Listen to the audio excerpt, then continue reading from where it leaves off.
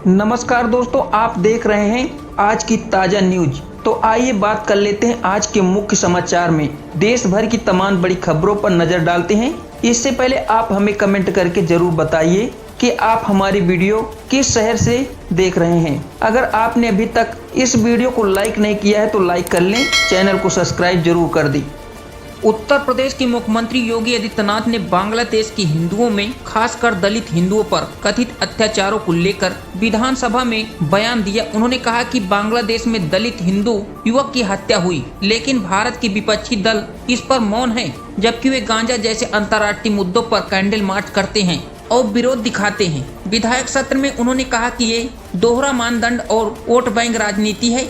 योगी ने विपक्ष पर आरोप लगाया कि वे बांग्लादेश और पाकिस्तान जैसे पड़ोसी देशों में हिंदुओं के साथ हो रहे कथित अत्याचारों पर आवाज नहीं उठाते। वहीं अगली खबर है, प्रधानमंत्री मोदी कल लखनऊ दौरे पर पहुंचे, जहां वे प्रेरणा स्थल का उद्घाटन किया। इस स्थल को पूर्व प्रधानमंत्री अटल बिहारी वाजपेयी, दीनदयाल उपाध्याय, श्यामा प्रसाद मुखर्जी की स्मृतियों को नमन करके उद्घाटन किया। और इसी दौरान पीएम मोदी ने उत्तर प्रदेश के लिए कई नई विकास योजनाओं की घोषणा भी की। वहीं अगली खबर, पश्चिम बंगाल की मुख्यमंत्री ममता बनर्जी ने कोलकाता में एक बड़े संगीत कला उत्सव का उद्घाटन किया। इस दौरान उन्होंने कहा कि बंगाल की संस्कृति और विरासत पर हमला करने वालों को जनता कभी माफ नहीं करेगी। उन्होंने कलाकारों को प्रोत्साहित करते हुए एक नई फेलोशिप की घोषणा भी की। अगली खबर है, बीजेपी के विधायकों पर भड़के पंकज चौधरी, कहा कि ऐसी बैठक दोबारा नहीं होनी चाहिए। एक विधायक की क्लास लगाई। यूपी में भाजपा ब्राह्मण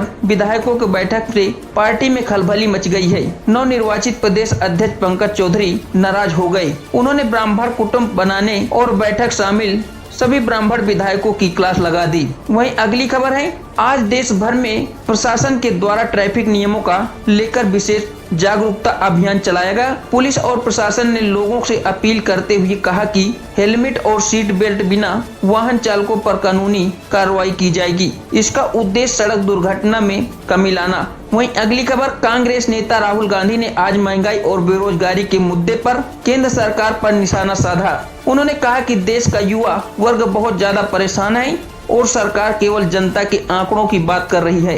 उन्होंने कहा कि हम हमारे दो की नीति के कारण छोटे और मध्यम वर्ग के लोग आए दिन दम तोड़ रहे हैं। राहुल गांधी ने कहा कि जीएसटी और नोटबंदी ने देश की अर्थव्यवस्था की रीढ़ तोड़ दी है, जिससे बेरोजगारी चरम सीमा पर पहुंच गई है। राहुल गांधी के इस बयान के बाद बीजेपी में पूरी तरह से हलचल मच गई है।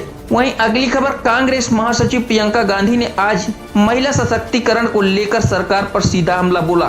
उन्होंने कहा कि केवल नारे देने से महिलाओं की स्थिति नहीं बदलेगी, बल्कि सुरक्षा, शिक्षा और रोजगार में ठोस कदम उठाने होंगे, तभी महिलाओं की स्थिति में सुधार देखने को मिलेगा। उन्होंने ये भी कहा कि लड़की हूँ, समझ सकती हूँ, लड़ सकती हूँ अभियान को आगे बढ़ाने की भी बात कही। राजनीतिक महिलाओं की 33% भागीदारी सिर्फ कागजों पर नहीं बल्कि धरातल पर भी दिखनी चाहिए। उनके बयान पर महिला संगठनों ने जोरदार समर्थन किया। वहीं अगली खबर, मौसम विभाग ने आज उत्तर प्रदेश के कई राज्यों में शीतलहर की चेतावनी जारी की। विभाग का कहना कि पहाड़ी इलाकों में बर्फबारी से तापमान और गिर गया। मौसम को देखते हुए प्रशासन ने बुजुर्ग और बच्चों को विशेष सावधानी बरतने की सलाह दी। वहीं अगली खबर, पश्चिम बंगाल की मुख्यमंत्री ममता बनर्जी ने एक बार फिर से केंद्र सरकार पर आर्थिक नोटबंदी का आरोप लगाया। उन्होंने कहा कि मनरेगा और आवास योजना का बकाया पैसा रोककर केंद्र सरकार बंगाल की जनता को सजा दे रही है। पश्चिम बंगाल की जनता जिसे बर्दाश्त नहीं करेगी। सरकार को इसकी भरपाई करनी होगी। वहीं अगली खबर, प्रियंका गांधी ने सोशल मीडिया के माध्यम से बेरोजगार युवाओं को लेकर बड़ी बात कही। उन्होंने पेपर लीक और भर्ती में हो रही देरी को देखते हुए सरकार की आलोचना की और युवाओं को भरोसा दिलाया कि कांग्रेस सरकार सत्ता आते ही युवाओं के लिए रोजगार के नए अवसर प्रदान करेगी। वहीं अगली खबर, आम आदमी पार्टी के वरिष्ठ नेता संजय सिंह ने आज महंगाई और गैस सिलेंडर की बढ़ती कीमतों को लेकर केंद्र सरकार पर तीखा हमला बोला। उन्होंने कहा कि आम आदमी की कमर टूट चुकी है, लेकिन सरकार केवल आंकड़ों में उन्हें राहत दिखा रही है। उन्होंने ये भी कहा कि मध्यम वर्ग और गरीब तबके के परिवारों को त्योहारों के सीजन में आर्थिक तंगी से जूझना पड़ता है, जबकि सरकार बड़े उद्योगपतियों का कर्जा माफ करने में तुली है। उन्होंने संसद सत्र में इस मुद्दे पर भी जोरदार तरीके से अपनी बात उठाई। वहीं अगली खबर, कोलकाता में एक आयोजित कार्यक्रम के दौरान पश्चिम बंगाल की मुख्यमंत्री ममता बनर्जी ने कहा कि 2029 के चुनाव के लिए सभी क्षेत्रीय दलों की पार्टियां एकजुट होना होगा। उन्होंने स्पष्ट किया कि तृणमूल और कांग्रेस बंगाल में भाजपा को हराने के लिए सक्षम है।